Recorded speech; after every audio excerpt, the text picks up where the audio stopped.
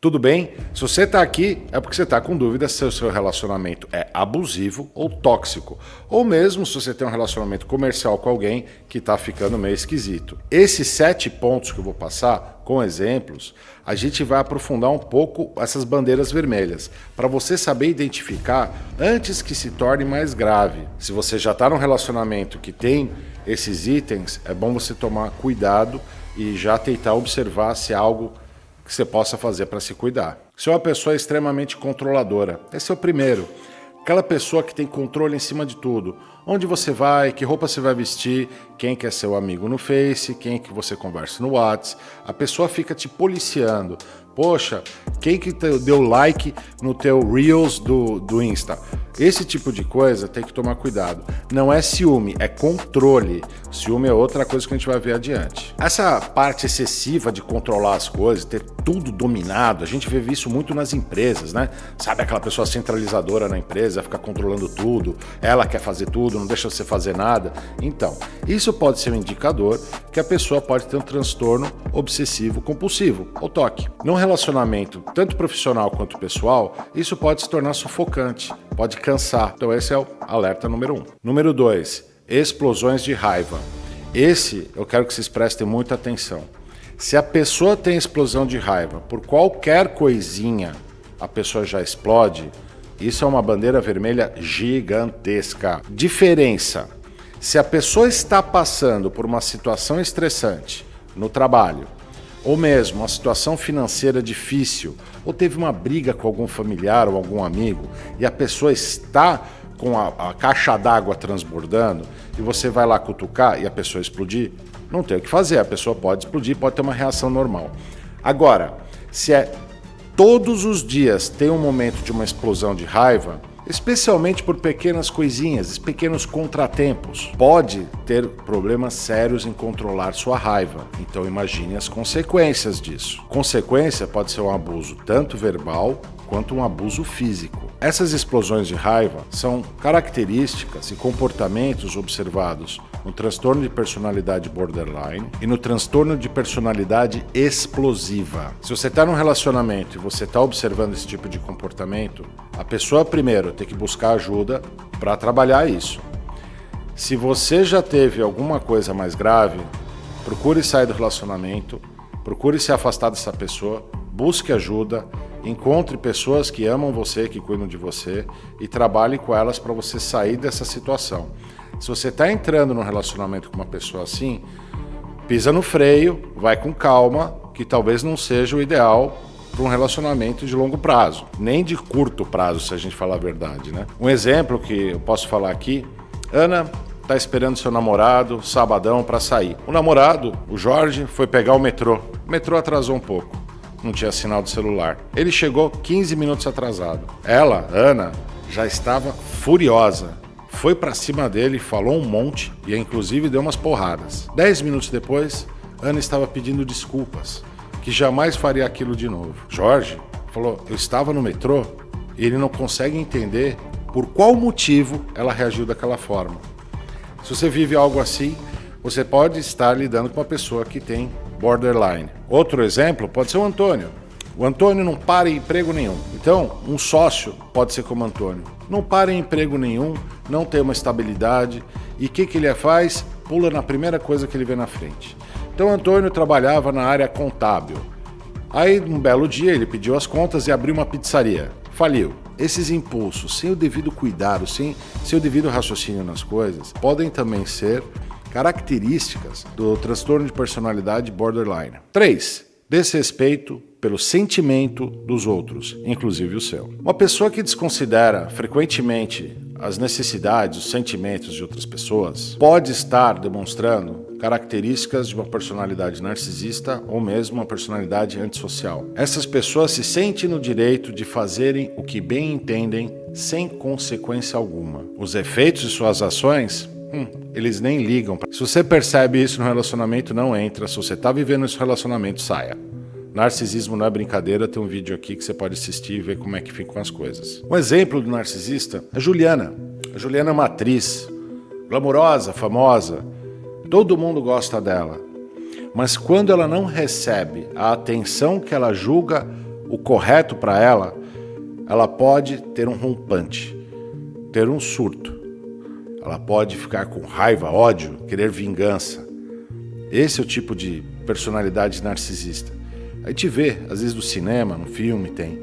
Então, cuidado com esse tipo de personalidade, porque você vai acabar se machucando muito lidando com uma pessoa que age dessa forma. Manipulação emocional é o nosso número 4. Uma pessoa abusiva pode usar essa manipulação emocional para controlar e dominar o seu parceiro, fazendo com que seu parceiro se sinta culpado, com vergonha e usar da sedução, do amor e a afeição como forma de te controlar. São características claras do narcisista e do borderline. Já tem mais um alerta aí. Comportamento possessivo, ciúme brabo, pessoa doente de ciúme. Essas pessoas podem ter o borderline ou podem ter o transtorno paranoico. Essas pessoas têm um medo irracional, fantasiosa de serem abandonadas ou mesmo traídas, o que leva a uma situação deles tentarem dominar isso controlando você, gerando abusos. Quem já teve um relacionamento com muito ciúme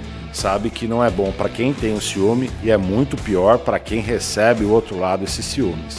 Você vive numa gaiola, vive preso, não pode olhar para o lado, não pode cumprimentar uma pessoa, não pode atender ao telefone, não pode sair sozinho. É um verdadeiro inferno. Número 6. Desrespeito por limites pessoais. Se o seu parceiro ou colega desrespeita constantemente limites que você estabeleceu, como opa, aqui não, sabe? Tem um momento que invade teu campo pessoal, ou seja, dá uma sensação que está invadindo a sua privacidade, ignorando seus sentimentos.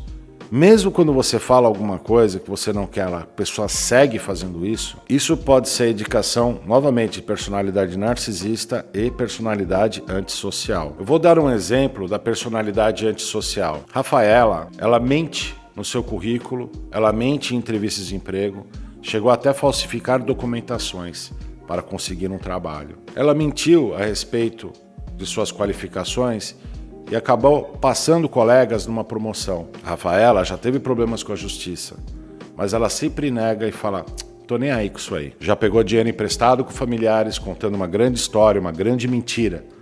E ela segue fazendo esse tipo de coisa. Ela provavelmente tem um transtorno de personalidade antissocial. Não se importa nem um pouco com as consequências dos seus atos. Número 7. Esse é importante. Quando você vai entrar num relacionamento, ou você está num relacionamento, e você viu algum dos indicadores anteriores, verifique se a pessoa já teve histórico de abuso. Eu falo isso porque antes de você entrar num relacionamento, você tem como observar e conversar mesmo com a pessoa para detectar algumas coisas que podem ser uma bandeira vermelha. Obviamente, se você vai ter um relacionamento com alguém, puxa lá no judiciário, online, para ver se a pessoa tem algum processo. Se a pessoa tem um processo por violência doméstica ou agressão, já é alguma coisa que você fala, opa, peraí, o que está acontecendo aqui? Então tem como você se proteger, se precaver desse tipo de coisa. Quando você conversar com a pessoa e a história dela é eu nunca tive com ninguém, eu só ficava aqui e ali, cuidado, entendeu? Qual que é o histórico dessa pessoa num relacionamento estável? Se ela não teve um relacionamento estável antes, por que ela terá agora? Então, toma cuidado com esse histórico todo. Se os outros relacionamentos existiram, por que terminaram?